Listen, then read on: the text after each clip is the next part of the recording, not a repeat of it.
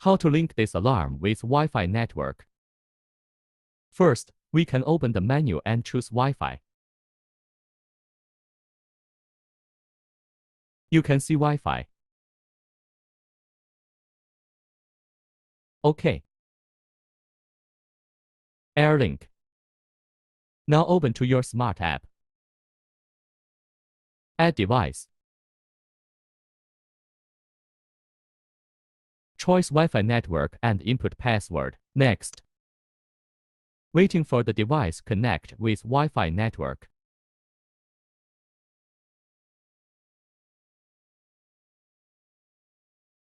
OK, you can see the alarm already linked with Wi-Fi network now. We can use app to control it.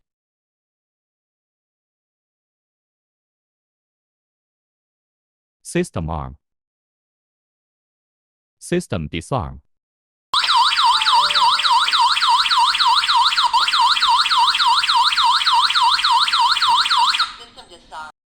We can check the alarm message push.